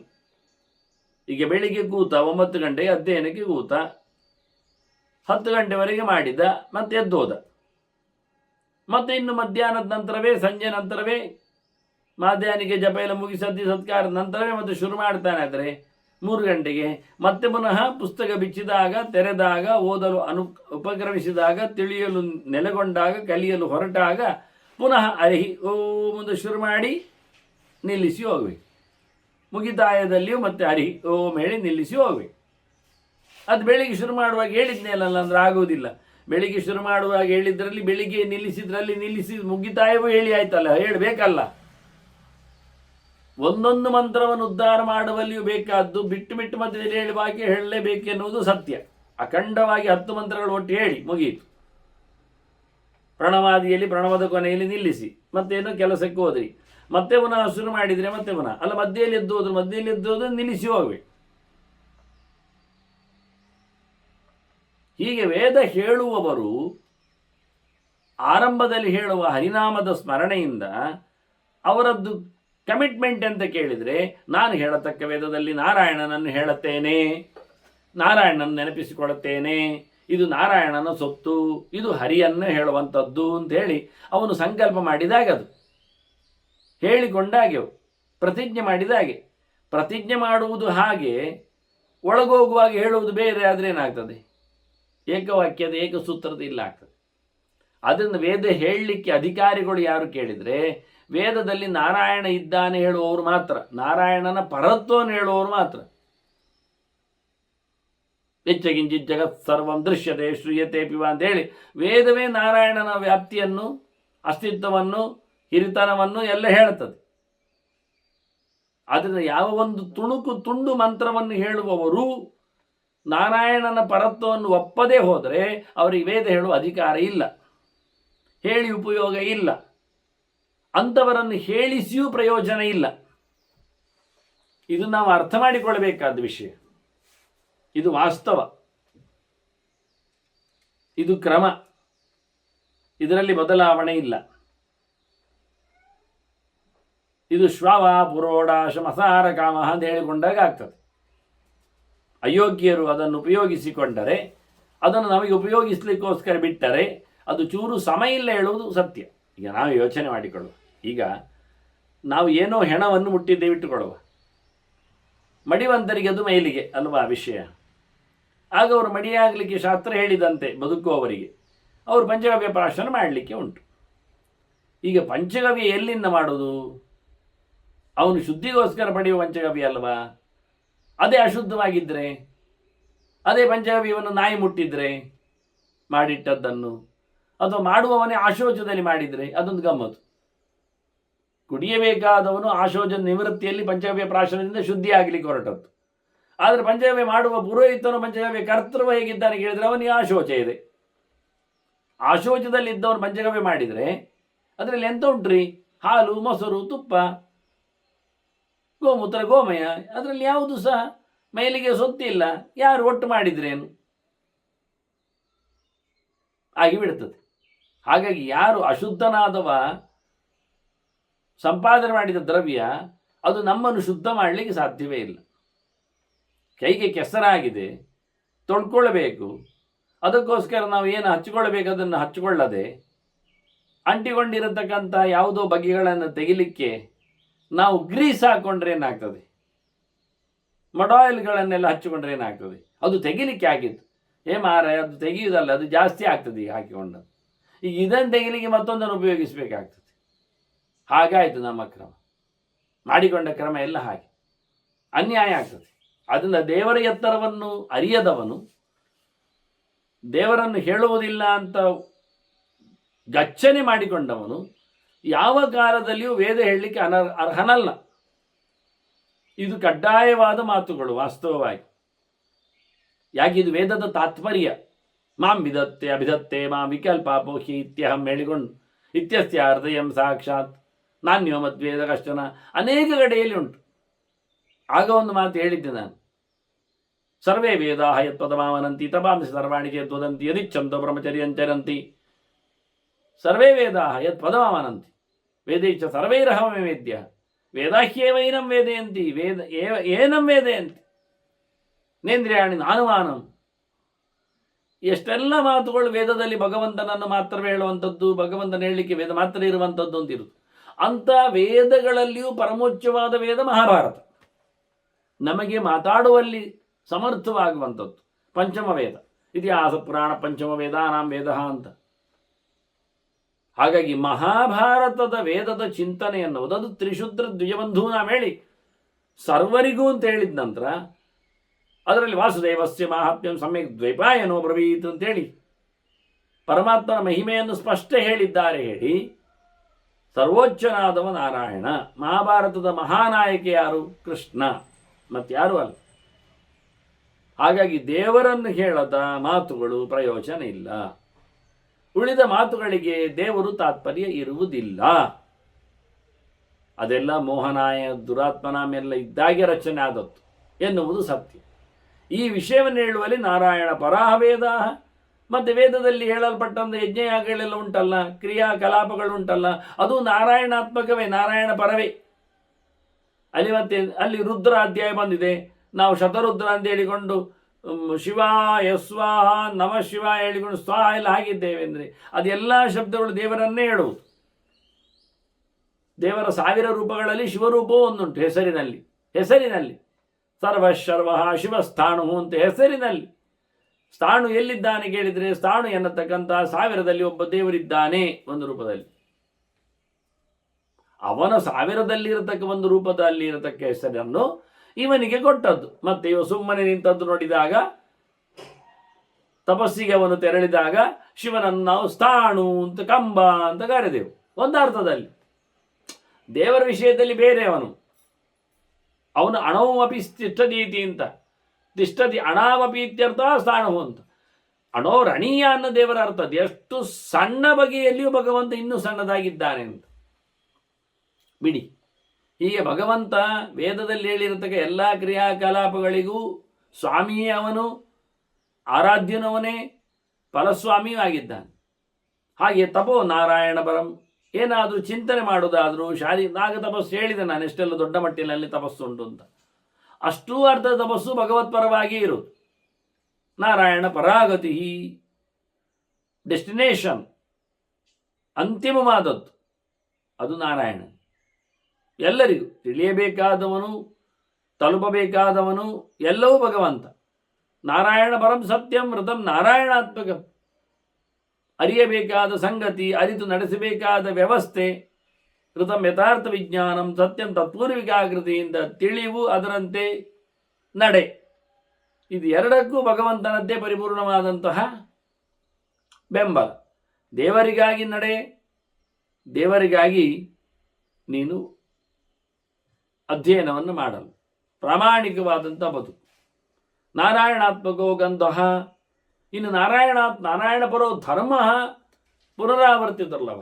ಈ ನಿವೃತ್ತಿ ಧರ್ಮವು ಭಗವತ್ಪರವಾಗಿದೆ. ದೇವರಡಿಗೆ ಸಾಗಲು ಸಿಗುವೆ ಎಲ್ಲವನ್ನು ಬಿಟ್ಟದ್ದು. ಪ್ರವೃತ್ತಿ ಧರ್ಮದಲ್ಲಿಯೂ ಭಗವಂತನೇ. ನಿವೃತ್ತಿಯಲ್ಲಿ ಮೋಕ್ಷವನ್ನು ಕೊಡುವಲ್ಲಿ ಮಾತ್ರ ದೇವರಲ್ಲ, ಐಕ್ಯವಾದ ಸುಖ ಸಾಮ್ರಾಜ್ಯಕ್ಕೂ ಭಗವಂತನೇ ಕಾರಣ ಇದ್ದ. ಪ್ರವೃತ್ತಿ ಧರ್ಮದ ಪ್ರಧಾನನು ಭಗವಂತ, ಫಲಸ್ವಾಮಿ ಭಗವಂತ. ಅಹಂ ಈ ಸರ್ವಯಜ್ಞಾನ ಭೋಕ್ತಾಚ ಅಂದ. ಅದು ಕೇವಲ ನಿವೃತ್ತಿ ಯಜ್ಞ ಅಂತಲ್ಲ, ಪ್ರವೃತ್ತಿ ಯಜ್ಞ.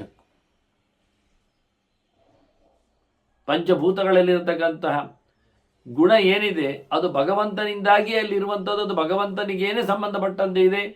ಅದನ್ನು ಗಮನಿಸಬೇಕಾದ್ದು ಭಗವಂತನಲ್ಲಿ. ನಾರಾಯಣಾತ್ಮಕ ಗಂಧ ಭೂಮೌ. ಹಾಗೆ ಅಪಾಂ ರಸಾಹ ನಾರಾಯಣಾತ್ಮಕ. ಅದರಿಂದ ನಾರಾಯಣಾತ್ಮಕ ಶಬ್ದ ಸ್ಪರ್ಶ ಮತ್ತು ನಾರಾಯಣಾತ್ಮಕಂ ತೇಜ ಅಂದರೆ ತೇಜಸಾಂ ರೂಪಂ.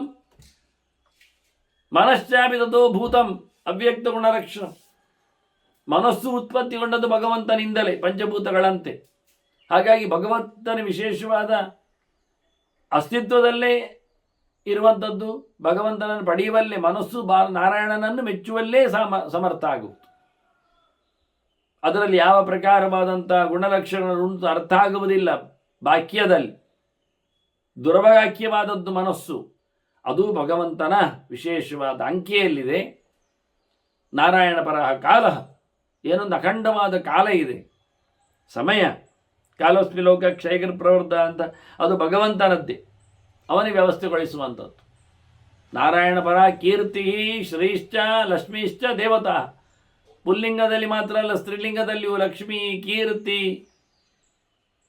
ಆನಂತರ ಸಂಪತ್ತು, ವಿದ್ಯೆ, ಬುದ್ಧಿ, ಪ್ರಜ್ಞಾ, ಈ ಎಲ್ಲವನ್ನಿಟ್ಟುಕೊಳ್ಳಿಕ್ಕೆ ಬರ್ತದೆ. ಇದು ಭಗವಂತನ ವಿಶೇಷವಾದ ಸೌಕರ್ಯದಲ್ಲಿಯೇ ಪರ್ಯವಸಾನಗೊಳ್ಳುವಂಥದ್ದು, ಅವನು ದತ್ತವಾದದ್ದು. ಎಲ್ಲಕ್ಕೂ ಕಾರಣ ಪುರುಷನೇ. ಪ್ರಧಾನಳು ಇದ್ದಾಳೆ ಲಕ್ಷ್ಮಿ. ಕಾರಣಂ ಪುರುಷವು ಹಿ ಯೇಷಾಂ ಪ್ರಧಾನಂಚ. ಪ್ರಕೃತಿಯೂ ಸಹ ಇವೆಲ್ಲದಕ್ಕೂ ಕಾರಣ ಆಗಿದೆ. ಕೇವಲ ನಾನು ಪುರುಷ, ಅದರ ಜೊತೆಯಲ್ಲಿ ಪ್ರಕೃತಿ ಮಹಾಲಕ್ಷ್ಮಿ ಅಷ್ಟಲ್ಲದೆ ಸ್ವಭಾವಶ್ಚೈವ ಕರ್ಮಾಣಿ ದೈವಂಚ ಏಷಾಂಚ ಕಾರಣ. ಅದಕ್ಕೆ ದೈವವೂ ಕಾರಣವಾಗಿದೆ, ಅದೃಷ್ಟ. ಮತ್ತೆ ಭಗವಂತನನ್ನು ನಾವು ಹೇಳಿಕೊಂಡ್ರೆ ಈಗ ಅಧಿಷ್ಠಾನಂ ತಥಾ ಕರ್ತ ಕರ್ಣಂಚ ಪೃಥಕ್ ವಿವಿಧಾಚ ಪೃಥಕ್ ದೈವಂಚೈವ ಅತ್ರ ಪಂಚವಂ ಹೇಳಿ ಕಾರಣ ಆಗುವಲ್ಲಿ, ಕಾರ್ಯ ಆಗುವಲ್ಲಿ ವ್ಯಪದೇಶ ಮಾಡಲಿಕ್ಕೆ ಹೋದಾಗ ಒಂದು ಕೆಲಸ ಆಗಬೇಕಾದ್ರೆ 5 ಬೇಕು. ಕೆಲಸ ಮಾಡುವವನು ಕರ್ತೃ, ಮಾಡಲಿಕ್ಕೆ ಬೇಕಾದ ಗ್ರೌಂಡ್ ನೆಲ ಅಧಿಷ್ಠಾನ, ಎಲ್ಲಿ ಮಾಡಿದ ಎಂತ ಮಾಡಿದ್ದ ಅಂತ ಹೇಳುವಾಗ. ಹಾಗಾಗಿ ನೆಲ ಇದ್ದರೆ ಅವ ಇರ್ತಾನೆ, ಇಲ್ಲದಿದ್ರೆ ಮಾಡುವುದೆಲ್ಲಿಗೆ ಅವನು? ಆಕಾಶದಲ್ಲಿ ನಿರ್ಮಾಣ ಮಾಡಲಿಕ್ಕೆ ಆಗ್ತದೆ ಮೇಸ್ತ್ರಿಗೆ ಮನೆ? ಇಲ್ಲ. ಹ್ಯಾಂಗಿಂಗ್ ಮಾಡಲಿಕ್ಕೆಲ್ಲ ಬರುವುದಿಲ್ಲ. ಅದನ್ನು ಒಂದು ಸ್ಪೇಸ್ ಬೇಕು. ಆಕಾಶದಲ್ಲಿ ಆದರೂ ಆಕಾಶ ಬೇಕಲ್ಲ, ಒಂದು ಜಾಗ ಬೇಕಲ್ಲ. ಅದು ಅಧಿಷ್ಠಾನಂ ತಥಾ ಕರ್ತ ಕರಣಂಚ ಪೃಥಕ್ ವಿಘ್ನಂ. ಸೌಕರ್ಯಗಳು ಬೇಕು, ಉಪಕರಣಗಳು ಬೇಕು. ಉಪಕರಣ ಇಲ್ಲದೆ ಕೆಲಸ ಆಗುವುದಿಲ್ಲ. ಮೇಸ್ತ್ರಿ ಇದ್ದಾನೆ, ಜಾಗ ಉಂಟು, ಮನೆ ಆಗಲಿ ಅಂದರೆ ಆಗುವುದಿಲ್ಲ. ಅವನು ಹೇಳ್ತಾನೆ ಸಿಮೆಂಟ್ ಕಲ್ಲೆಲ್ಲ ಬೇಕಲ್ಲ ಅಂತ. ವಿವಿಧಾಕ್ಷ ಪೃಥಕ್ ಚೇಷ್ಟ. ಸಿಮೆಂಟ್ ಕಲ್ಲೆಲ್ಲ ಹಾಕಿದ್ದೇನೆ, ನೀನುಂಟಲ್ಲ, ಜಾಗ ಕೊಟ್ಟಿದ್ದೇನಲ್ಲ, ಮನೆ ಮಾಡೋದ್ರೆ ಅಯ್ಯ ಅಷ್ಟು ಬೇಗ ಆಗ್ತದೆ. ಅದಕ್ಕೆಲ್ಲ ಕೆಲಸ ಮಾಡಬೇಕಲ್ಲ, ಅದನ್ನು ಕೆಲಸಬೇಕು, ಒಪ್ಪಗೊಳಿಸಬೇಕು, ತೇಪೆ ಹಾಕಬೇಕೆಲ್ಲ ಉಂಟಲ್ಲ, ಚೇಷ್ಟೆ. ಇಷ್ಟಾದರೂ ಕೆಲಸ ಆಗುವುದಿಲ್ಲ ಕೆಲವೊಮ್ಮೆ. ಯಾಕೆ ಅಂದರೆ ದೇವರು ಬಿಡಬೇಕಲ್ಲ, ದೇವರ ವಿಷಯಕ್ಕೆ ಬರಬೇಕದು, ನಿಂತು ಹೋಗ್ತದೆ ಅದು. ಹಾಗಾಗಿ ಕರ್ತೃವನ್ನು ನಾವು ಪುರುಷ ತಗೊಂಡ್ರೆ ದೇವರನ್ನು ಪ್ರತ್ಯೇಕ ಇಟ್ಕೊಳ್ಬೇಕು. ದೈವ ಶಬ್ದದಲ್ಲಿ ಈಶ್ವರೋ ದೈವ ಮುತ್ತಿಷ್ಟಂ ಸರ್ವಸ್ಯಾಪಿ ಪ್ರಭುತ್ವತಃ ಅಂತೇಳಿ. ಇಲ್ಲ, ಪುರುಷತ್ವದಿಂದ ಭಗವಂತನ ಹೇಳಿದರೆ ದೈವ ಅಂದರೆ ಜೀವನ ಅದೃಷ್ಟ ಮಾಡಲಿಕ್ಕೆ ಅವನಿಗೆ ಆಗ್ತದ ಇಲ್ಲವ ಅಂತ ಇವೆಲ್ಲವೂ ಸಹ ಕೆಲಸ ಆಗಲಿಕ್ಕೆ ಕಾರಣ ಆಗ್ತದೆ. ಪಂಚಕಾರಣ ಸಂಖ್ಯಾಕ ಅನಿಷ್ಟ ಸರ್ವತ್ರ ವೈಹರಿಗೆ. ಈ ಎಲ್ಲದರಲ್ಲಿ ಪ್ರಧಾನ ದೇವರೇ. ಯಾಕೆ ಅಂದರೆ ದೇವರನ್ನೊಂದು ಪ್ರತ್ಯೇಕ ಹೇಳಿದ್ದೇವಲ್ಲ, ದೇವರ ಸಂಕಲ್ಪ ಇಲ್ಲದಿದ್ದರೆ ಆಗುವುದೇ ಇಲ್ಲ ಅಂತ. ಅದರೊಟ್ಟಿಗೆ ಮಾಡುವವನ ಒಳಗೆ ದೇವರು ಕೂತು ಮಾಡಿಸಬೇಕು. ಅವನೆಲ್ಲಿ ಸ್ವತಂತ್ರ ಇದ್ದಾನೆ? ಅವನು ಸೋಲ್ತಾನೆ. ಅದರಿಂದ ಕರ್ತೃ ದೇವರೇ ಒಳ ಕೂತಾಗ. ಅವನದ್ದೇ. ಈಗ ಭೀಷ್ಮ ಹೇಳುತ್ತಾ ಇದ್ದಾನೆ, ನಾವು ಕೇಳುತ್ತಾ ಇದ್ದೇವೆ ಶಾಂತಿ ಪರ್ವ. ಆದರೆ ಭೀಷ್ಮ ಹೇಳ್ತಾ ಇದ್ದಾನ? ಭೀಷ್ಮ ಹೇಳ್ತಾನೆ, ನಾನು ಹೇಳುವುದಲ್ಲ, ನನಗೆ ಹೇಳಲಿಕ್ಕೆ ಬರುವುದಿಲ್ಲ, ನನ್ನಲ್ಲಿ ಸ್ಟಾಕೇ ಇಲ್ಲ. ಆಗ ಕೃಷ್ಣ ಹೇಳಿದ್ದೇನು, ನಾನು ಹೇಳುತ್ತೇನೆ ಅಂತ, ನಿನ್ನೊಳಗಿದ್ದುಕೊಂಡು ಅಂತ, ಸ್ಟಾಕ್ ತುಂಬಿಸ್ತೇನೆ ಅಂದ. ಹಾಗಾದ್ರೆ ಯಾರು ಹೇಳಿದ್ದು ಶಾಂತಿ ಪರ್ವ? ಭೀಷ್ಮ ಹೇಳಿದ್ದು ಅಂತ ಭೀಷ್ಮನೇ ಹೇಳ್ತಾ ಇಲ್ಲ. ನನಗದು ಗೊತ್ತೂ ಇಲ್ಲ. ಮತ್ತು ಧರ್ಮರಾಜ ನನಗಿಂತ ಮಿಗಿಲಿದ್ದಾನೆ ಯೋಗ್ಯತೆಯಲ್ಲಿ. ಅವನ ಪ್ರಶ್ನೆ ಉತ್ತರಕ್ಕೆ ನನ್ನಲ್ಲಿ ಅಧ್ಯಯನ ಕಮ್ಮಿ ಆಗ್ತದೆ. ಅವನು ಯೋಗ್ಯತೆಯಲ್ಲಿ ಹೆಚ್ಚಿದ್ದಾನೆ, ಸುಮ್ಮನೆ ಕೇಳುತ್ತಾನೆ ಅಂತ. ಹಾಗಾದರೆ ಹೇಳುತ್ತಾನೆ ಅಂತ ಆದರೆ ದೇವರು ಹೇಳಲೇಬೇಕಿಲ್ಲಿ. ಸರಿ, ಏನಾಯ್ತು ಈಗ? ಹೇಳುವುದು ದೇವರೇ, ಮತ್ತು ಅದಕ್ಕೆ ಬೇಕಾದ್ದು ಗ್ರೌಂಡು, ನೆಲ, ವ್ಯವಸ್ಥೆ, ಅದು ಭೀಷ್ಮ ಹೇಳ್ತಾನೆ ನನ್ನದು ನಾಲಿಗೆ ಅಂತ. ಅವನ ನಾಲಿಗೆಯಲ್ಲಿ ಎಲ್ಲಿ ಬರ್ತದೆ? ಅವನು ರಣಾಂಗಣದಲ್ಲಿದ್ದು ಹೇಳುತ್ತಾನೆ ಅಂತ. ರಣಾಂಗಣ ಅವನದ್ದು ಎಲ್ಲಿ ಆಗ್ತದೆ? ಕುರುಕ್ಷೇತ್ರ ಅವನಿಗಿಂತ ಮೊದಲು ಇತ್ತದು. ಬಾಣಾಸನದು ಬಾಣ ಅವನಿಗಿಂತ ಮೊದಲು ಇತ್ತು. ಬಾಣ ಅವನದ್ದಲ್ಲ, ಬಾಣಗಳ ರಾಶಿ ಅವನದ್ದಲ್ಲ, ಕುರುಕ್ಷೇತ್ರ ಅವನದ್ದಲ್ಲ. ಈಗ ಅವನ ನಾಲಿಗೆ ಹೇಳಿದರೆ, ಬಾಯಿ ಹೇಳಿದರೆ, ನಾಲಿಗೆ ಬಾಯಿಯಲ್ಲಿ ಭಗವಂತ ಕೂತು ಬಿಟ್ಟಿದ್ದಾನೆ. ಹೀಗಾದರೆ ಅಧಿಷ್ಠಾನವೂ ಕ್ಷೇತ್ರವೂ ದೇವರದ್ದು, ಕರ್ತೃತ್ವ ಶಕ್ತಿಯೂ ದೇವರದ್ದೇ. ಇನ್ನು ಬೇಕಾದ ಉಪಕರಣಗಳು, ಶಾಸ್ತ್ರ ಚಿಂತನೆಗಳು, ಅದು ಎಲ್ಲಿಂದ? ಶಾಸ್ತ್ರ ದೇವರೇ ತಂದು ಕೊಟ್ಟದ್ದು. ಈಗ ತಾನು ನಾವು ಕೇಳಿದೆವು ವೇದದ ವ್ಯವಸ್ಥೆ ಹೀಗಾಯಿತು ಅಂತ. ಅದನ್ನು ಗ್ರಂಥ ಇಲ್ಲದೆ ಹೇಳಲಿಕ್ಕೆ ಏನು ಬರ್ತದೆ? ಗ್ರಂಥ ಉಂಟು, ಹೇಳಲಿಕ್ಕೆ ಆಗ್ತದ? ಪಾಠ ಕೇಳದೆ ಹೇಳುವುದೆಂಥದ್ದು? ಆದ್ದರಿಂದ ಭೀಷ್ಮರು ಕಲಿತಿದ್ದಾರೆ ಅಂದಾಗ ಕಲಿಕೆ ಎಲ್ಲಿ ಹೋಯಿತು? ಪರಶುರಾಮನೇ ಹೇಳಿ ಕೊಟ್ಟದ್ದು. ಮತ್ತೆ ಪುನಃ ಅಲ್ಲಿಗೆ ಬಂತು. ಪುನಃ ವಿವಿಧಾಷ್ಟ ಪ್ರತಿಚೇಷ್ಟ ದೈವ ಅಂತೂ ಗ್ಯಾರಂಟಿ ದೇವರನ್ನು ಹೇಳಿ ಆಗಿದೆ ನಾವು. ಆದ್ದರಿಂದ ಎಂತ ಮಾಡಿದ್ರು, ಲೆಕ್ಕ ಹಾಕಿದ್ರು, ಎಲ್ಲದರಲ್ಲಿ ಸಹ ಪಂಚಕಾರಣ ಸಂಖ್ಯಾತಃ 5 ಲೆಕ್ಕ ಹಿಡಿದು ನಿಷ್ಠಾ ಸರ್ವತ್ರ ವೈಖರಿ. ಎಲ್ಲಿ ನೋಡಿದ್ರು ಕಾಣುವುದು ದೇವರೇ. ಅಲ್ಲಿ ಸತ್ವಂ ಜಿಜ್ಞಾಸಮಾನಾಂ ಹೇತುಭಿ ಸರ್ವತೋಮುಖೈ. ನೀವು ಚಿಂತನೆ ಮಾಡಲಿಕ್ಕೆ ಹೋದರೆ ಸಕಲ ಪ್ರಕಾರಗಳಿಂದಲೂ ಭಗವಂತನೇ ಇಲ್ಲಿ ಪ್ರಧಾನ ಆಗ್ತಾನೆ. ತತ್ವಮೇಕಃ ಮಹಾಯೋಗಿ ಹರಿಹಿ ನಾರಾಯಣ ಪ್ರಭು. ಹಾಗಾಗಿ ನಿಜವಾಗಿ ಚಿಂತನೀಯನಾದವ ಒಬ್ಬನೇ ಒಂದು ವಿಷಯ ಯಾವುದು ಕೇಳಿದರೆ ನಾರಾಯಣನೇ. ಅವನು ಬ್ರಹ್ಮಾದೀನಾಂಚ ಸರ್ವೇಷಾಂ ಋಷೀಣಾಂ ಸಾಂಖ್ಯಾನಾಂ ಯೋಗಿನಾಂಚಾಪಿ ಯತೀನಾಂ ಆತ್ಮವೇದಿನಾಂ ಮನೀಷಿತಂ ವಿಜಾನಾತಿ ಕೇಶವಃ ನತು ತಸ್ಯತ್. ಯಾರೆಲ್ಲ ಏನೆಲ್ಲ ಯೋಚನೆ ಮಾಡಿಕೊಂಡಿದ್ದಾರೋ, ತಿಳಿದಿದ್ದಾರೋ, ಹೇಳುತ್ತಾರೋ ಅದೆಲ್ಲವೂ ದೇವರಿಗೆ ಗೊತ್ತುಂಟು. ದೇವರು ಯಾರಿಗೂ ಗೊತ್ತಿಲ್ಲ. ಭಗವಂತನ ಅರಿವು ಯಾರಿಗೂ ಇಲ್ಲ ಪರಿಪೂರ್ಣವಾಗಿ ಅವನ ಯೋಚನೆಗಳ ಬಗ್ಗೆ. ಆದರೆ ಎಲ್ಲರ ಬಗ್ಗೆ ದೇವರಿಗೆ ಗೊತ್ತಿದೆ. ಏಕೇಜಿ ಸರ್ವಲೋಕೇಶು ದೈವಂ ಭಿತ್ರೆಂಚು ಕುರ್ವತೆ ದಾನಾನಿ ಚ ಪ್ರಯಚ್ಛಂತಿ ತಪ್ಯಂತೆ ಚ ತಪೋ ಮಹತ್. ಯಾರಾದರೂ ಲೋಕದಲ್ಲಿ ಯಜ್ಞ ಮಾಡಿದ್ರು, ದಾನ ಮಾಡಿದ್ರು, ತಪಸ್ಸು ಮಾಡಿದ್ರು, ದೇವರ ಸೇವೆ ಮಾಡಿದ್ರು, ಪಿತ್ರಾರಾಧನೆ ಮಾಡಿದ್ರು, ಎಲ್ಲವೂ ಭಗವಂತನಿಗಾಗಿಯೇ ಆಗುವುದು. ಸರ್ವೇಷಾಂ ಐಶ್ವರಂ ವಿಧಿನಾಶ್ರಿತ. ಇನ್ನೆಂತ ಮಾಡಿಕೊಂಡ್ರು ಸರ್ವೇಷಾಂ ಆಶ್ರಯೋ, ಎಲ್ಲರಿಗೂ ಆಶ್ರಯನಾದವ ವಿಷ್ಣುವೇ. ಅವನಿಲ್ಲದೆ ಒಳಗೆ ಪ್ರವೇಶ ಮಾಡದೆ ಯಾವುದೂ ಆಗುವುದಿಲ್ಲ. ಅವನು ನಿಯಮ ಮಾಡದೆ, ಅವನು ಅದಕ್ಕೆ ಫಲ ಕೊಡದೇ ಇದ್ದರೆ ಯಾವುದೂ ನಡೆಯುವುದಿಲ್ಲ. ನಿಯಮವೂ ಅವನೇ, ಮಾಡಿಸುವುದು ಅವನೇ, ಫಲವೂ ಅವನೇ, ಮೆಟೀರಿಯಲ್ಸು ಅವನದ್ದೇ. ಸರ್ವಭೂತಕೃತಾವಾಸ, ಎಲ್ಲರೊಳಗೆ ನಿಂತವನಾದ್ದರಿಂದ ಅವನನ್ನು ವಾಸುದೇವೇತಿ ಚೋಚ್ಯತೆ, ವಾಸುದೇವ ಅಂತ ಹೇಳಿತ್ತು. ಅಯಂ ಹಿ ನಿತ್ಯ ಪರಮೋ ಮಹರ್ಷಿ ಮಹಾವಿಭೂತಿ ಗುಣವಾನ್ ನಿರ್ಗುಣಾಖ್ಯ. ಸಕಲ ಗುಣಗಳ ಸಂಪನ್ನನಾದವ, ಪ್ರಪಂಚಾತೀತನಿದ್ದಾನೆ, ಪ್ರಪಂಚಕ್ಕೆ ಸಂಬಂಧಪಟ್ಟ ಸತ್ವರಜಸ್ಸು ತಮಸ್ಸುಗಳಿಂದ ದೂರ ಇದ್ದಾನೆ, ಮಹಾವಿಭೂತಿ ಮಹಾಜ್ಞಾನಿ ಇದ್ದಾನೆ, ಸರ್ವೋತ್ತಮನಿದ್ದಾನೆ, ಸಕಲೈಶ್ವರ್ಯ ಸಂಪನ್ನಿದ್ದಾನೆ, ಸರ್ವಥಾ ಯಾವತ್ತೂ ಸಹ ಮುಕ್ತರಿಂದ ಬೇರೆ ಇದ್ದಾನೆ. ಹೇಗೆ ಕೇಳಿದರೆ, ಈ ಲೋಕದಲ್ಲಿ ಒಂದು ಕಾಲದಲ್ಲಿ ಆ ಋತುವನ್ನು ಗಮನಿಸ್ತೇವೆ. ಋತುವಿಗೆ ಕಾಲಕ್ಕೆ ಗತಿಯನ್ನು ಕೊಡುತ್ತೇವೆ. ಹಣ್ಣಾದರೆ ಈ ಋತು, ಮಳೆ ಬಂದರೆ ಈ ಋತು, ಹೂ ಬಿಟ್ಟರೆ ಈ ಋತು ಅಂತ. ಹಾಗೆ ಕಾಲ ಯಥಾರ್ಥೌ ಋತು ಸಂಪ್ರಯುಕ್ತ. ಕಾಲವನ್ನು ಋತುವಿನ ಜೊತೆಯಲ್ಲಿ ಸಂಪರ್ಕಿಸಿಕೊಂಡು ನಾವು ಐಡೆಂಟಿಫೈ ಮಾಡುವ ಹಾಗೆ ಗುಣೈಕ ಸಂಯೋಗ ಉಪೈತಿ ಶೀಘ್ರಂ. ಭಗವಂತನು ಸಹ ಈ ಲೋಕದಲ್ಲಿ ಕಾಣುವಂತಾಗಿ ಹೀಗೆ ಅಂತ ಹೇಳ, ಜ್ಞಾನಾವತಾರಿ ಅಂತೇಳಿ, ಬಲಾವತಾರ ಅಂತ ಹೇಳಿ, ಆನಂತರ ಮಿಶ್ರಾವತಾರ ಅಂತ ತಿಳಿಸಿ, ತಿರೇಗವತಾರ ಅಂತ ನೋಡಿ, ಅದಕ್ಕೆ ಸಂಬಂಧಪಟ್ಟ ದೇವರಿಗೆ ಏನಾಗಬೇಕಾಗಿಲ್ಲ. ಅದನ್ನು ಒಳ್ಳೆ ತಿಳಿದವರು ಭಗವಂತನನ್ನು ಚೆನ್ನಾಗಿ ಪಶ್ಯಂತಿ. ಜ್ಞಾನಾತ್ಮಕ ಸಂಯಮಿನಃ ಮಹರ್ಷಯ ಪಶ್ಯಂತಿ ನಿತ್ಯಂ. ದೇವರನ್ನು ಯಥಾರ್ಥವಾಗಿ ಕಾಣುವವರು ಸಾಧನೆ ಮಾಡಿದವರು, ಕರ್ಮಯೋಗಿಗಳು, ಜ್ಞಾನಯೋಗಿಗಳು, ಭಕ್ತಿಯೋಗಿಗಳು. ಮಹರ್ಷಿಗಳು ಜ್ಞಾನಯೋಗಿಗಳಾದರೆ ದೇವತೆಗಳು ಭಕ್ತಿಯೋಗಿಗಳು, ಮನುಷ್ಯರು ಕರ್ಮಯೋಗಿಗಳು. ಇತರ ಕರ್ಮಗಳನ್ನೆಲ್ಲ ನೆಲೆಗೊಳಿಸಿ ನಿಲ್ಲಿಸಿ ದೇವರೆಡೆಗೆ ಸಾಗುವವರು ಸಂಯಮಿನ. ಆ ಲೆಕ್ಕದಲ್ಲಿ ಪಶ್ಯಂತಿ ನಿತ್ಯಂ ಪುರುಷಂ ಗುಣಾಧಿಕಂ, ಸರ್ವೋತ್ತಮ ಅಂತ ಯಾರು ದೇವರನ್ನು ನೋಡ್ತಾನೆ ಕೇಳಿದರೆ ಬಾಹ್ಯ ಇಂದ್ರಿಯಗಳಲ್ಲಿ ಬೇರೆ ಕೆಲಸಗಳನ್ನು ನಿಲ್ಲಿಸಿ ಸರಿಯಾಗಿ ಯಥಾರ್ಥವಾದ ಅರಿವಿನ ಜೊತೆಯಲ್ಲಿ ದೇವರನ್ನು ನೋಡುವವ ಮಾಡುವವ ಕರ್ಮ. ಭಕ್ತಿ ಅಂದ್ರೆ ಏನು? ಅದು ಒಂದು ವಿಶೇಷವಾದಂಥ ಜ್ಞಾನವೇ. ಜ್ಞಾನಂ ಭಕ್ತಿ ರೀತಿ ಪ್ರೋಕ್ತ ಅಂತ. ಹಾಗಾಗಿ ಬಹಳ ಅನ್ಯಾದೃಶವಾದ ಅರಿವಿನಿಂದ ದೇವರೆಡೆಗೆ ಸಾಗಿ ನಿಂತವರು, ನಿರಂತರ ಅಧ್ಯಯನ ಮಾಡಿಕೊಂಡವರು, ಇವರಿಗೆ ಮಾತ್ರ ದೇವರು ಗೊತ್ತು. ಉಳಿದವರಿಗೆ ಎಂತ ಗೊತ್ತು? ಬಂದದ್ದು ಗೊತ್ತಿಲ್ಲ, ಹೋದದ್ದು ಗೊತ್ತಿಲ್ಲ, ಹೇಳಿದ್ದು ಗೊತ್ತಿಲ್ಲ, ಕೇಳಿದ್ದು ಗೊತ್ತಿಲ್ಲ, ಅವರಿಗೆ ನೋಡಿಯೂ ಗೊತ್ತಿಲ್ಲ, ತಿಳಿದು ಗೊತ್ತಿಲ್ಲ ದೇವರು ಅಂತ ಹೇಳಿ ಭಗವಂತನ ಬಗ್ಗೆ ಬಹಳ ದೊಡ್ಡದಾದ ಮಾತನ್ನು, ಚಿಂತನೆಯನ್ನು ಕೊಟ್ಟಿದ್ದಾರೆ. ಹೀಗೆ ಮುಂದೆ ಇತರ ಧರ್ಮಗಳ ಚಿಂತನೆಯನ್ನು ನಾವು ಕೇಳುವ. ಜೊತೆಗೆ ವಂದನೆಗಳು. ಶ್ರೀಕೃಷ್ಣ ನಾರಾಯಣ ನಾರಾಯಣ ನಾರಾಯಣ.